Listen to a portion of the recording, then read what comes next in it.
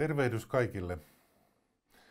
Tänään kerron teille historian mielenkiintoisista tapahtumista, nimittäin siitä, millä tavoin Suomen valtio ja kansakunta ovat syntyneet. Aiemmin, kun Suomea ei vielä ollut olemassa, Suomen paikalla oli Venäjän ja Ruotsin rajaseutu, missä sodittiin jatkuvasti. Venäjän ja Ruotsin välisten sotien tuloksena Suomi alkoi muodostua Venäjän osana 3 vaiheessa seuraavasti. Uudenkaupungin rauhassa 1721 muun muassa Viipuri ja Sortavala liitettiin Venäjään. Niin sanotun Hattujen sodan seurauksena 1741-43 Venäjälle siirtyivät myös Hamina ja Lappeenranta. Ensimmäinen Suomen itsenäisyyttä ajanut valtiollinen toimija oli Venäjän keisarinna Elisabet Petrovna, joka jo vuonna 1742 antoi niin sanotun Elisabetin manifestin. Siinä keisarina kertoi, että hän ei halua valloittaa Suomea, vaan kannustaa suomalaisia luomaan Ruotsista erotetun oman itsenäisen valtion.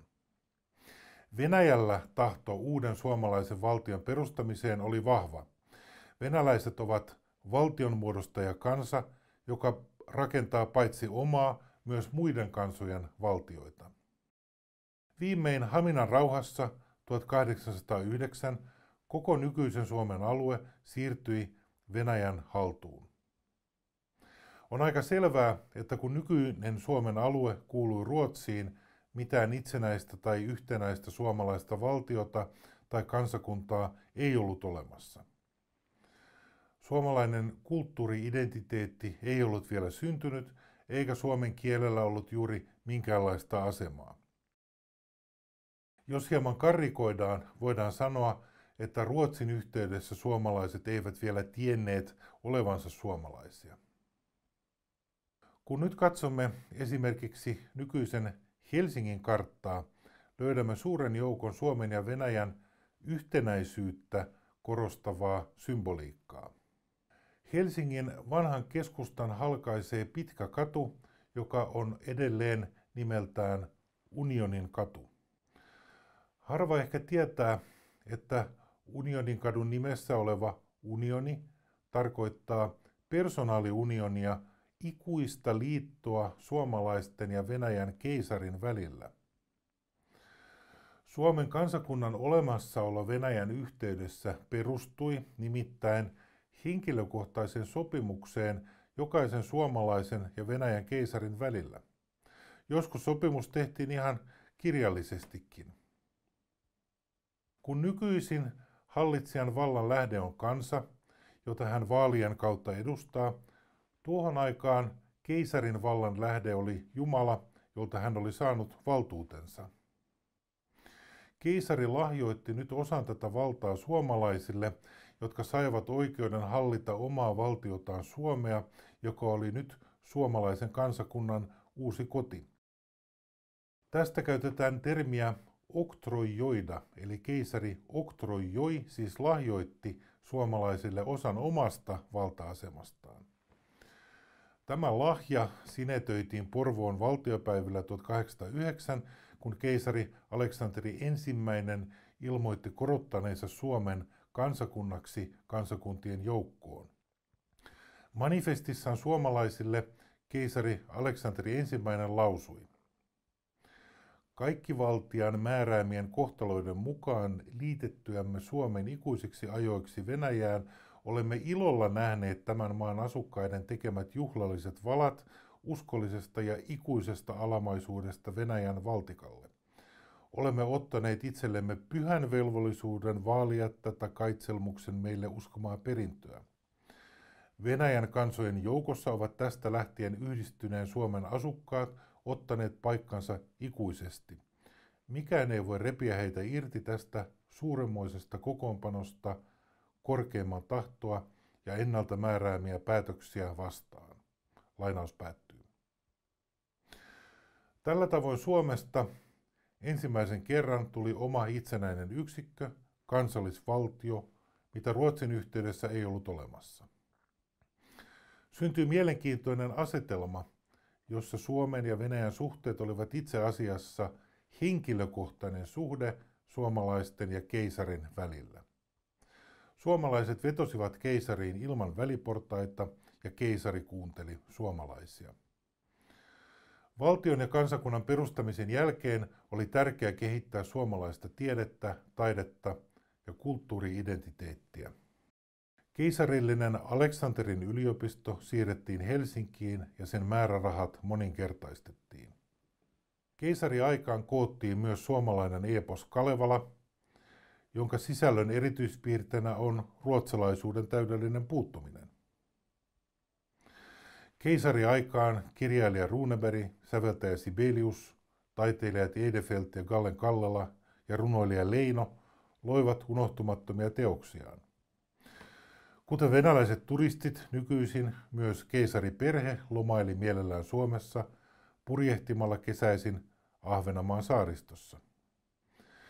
Venäjän keisarien ja keisariperheen kunniaksi on Suomeen pystytetty suuri määrä muistomerkkejä, patsaita ja nimetty katuja. Keisariperheestä muistuttavat Keisarin satama Turun saaristossa, keisarillinen kalastusmaja Langinkoskella sekä pieni keisarin talli Kajaanissa, paikassa missä keisari Aleksanteri I nautti kerran aamiaista. Mielenkiintoista onkin, että kukaan ei halua muuttaa näitä muistomerkkejä.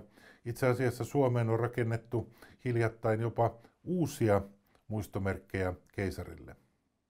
Suomeen pystytetyt keisarin muistomerkit ovat muistomerkkejä suomalaisten arvostuksesta ja kunnioituksesta lempeitä keisareitaan kohtaan.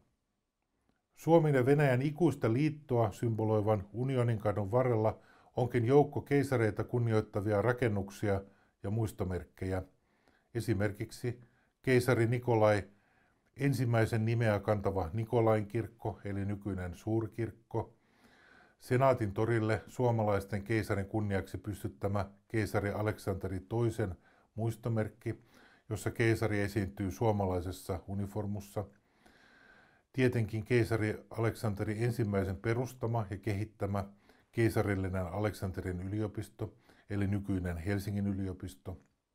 Aleksanteri I suuri rintakuva siirrettiin vuonna 2023 uudelle arvokkaalle paikalle Helsingin yliopiston sisäpihalle. Turkuun teetettiin tästä patsaasta myös uusi kopio. Aleksanteri I on tärkeä henkilö suomalaisessa folkloressa.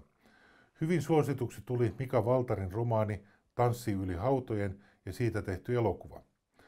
Aikansa suuri sensaatio oli, kun keisari Aleksanteri I Porvoon valtiopäivien aikaan kutsui tanssiin neiti Ulrika Müllersfärdin. Alkoi myytti keisarin ja Ulrikan suuresta rakkaudesta, joka symboloi keisarin ja suomalaisten välistä lempeää suhdetta. Tätä suhdetta ja siihen liittyvää tanssia muistellaan kirjoissa, näytelmissä, musikaalissa ja oopperassa sekä tietenkin itsenäisyyspäivän vastaanoton tansseissa. Valtiopäivätanssiaiset vuonna 1863 järjestettiin tarkoitusta varten koristelulla Helsingin rautatieasemalla. Keisari Aleksanteri II avasi valtiopäivät lausumalla muun muassa seuraavaa. Lainaus alkaa. Te tiedätte, kuinka rakas minulle on luojan minun huolenpitoni, uskoneiden kansojen onni ja menestys. Olkoon tämä luottamus minun ja Suomen rehellisen ja uskollisen kansan välillä meitä yhdistävä luja side, joka voimallisesti auttaa onnellisuuden kartuttamisessa tässä kansassa, joka pysyy aina minun sydämelleni kalliina. Lainaus päättyy. Mitä keisarillinen Suomi sitten tänään merkitsee? Joidenkin mielestä Suomi oli silloin itsenäisempi, olihan Suomella silloin oma raha, omat lait, omat rajat, oma eduskunta, poliisi ja tulli ja tietenkin ensimmäisenä maailmassa naisten äänioikeus. Keisariaika oli Suomessa rauhallista aikaa, samaan aikaan kuin muualla Euroopassa riehuivat vallankumoukset tai itsenäisyyssodat. Suomalaiset saivat elää rauhassa ja kehittää omaa kulttuuriaan. Mitä keisariaika jätti jälkeensä? Helsingissä on edelleen Unionin katu, suomalaisten ja keisarin ikuisen liiton muistoksi, ja edelleen suomalaisia tuntuu kiinnostavan ajatus siitä, että Venäjän johtajalla on henkilökohtaista lempeyttä Suomea kohtaan. Kiitos kun katsoitte tämän luennon. Nähdään pian uudelleen.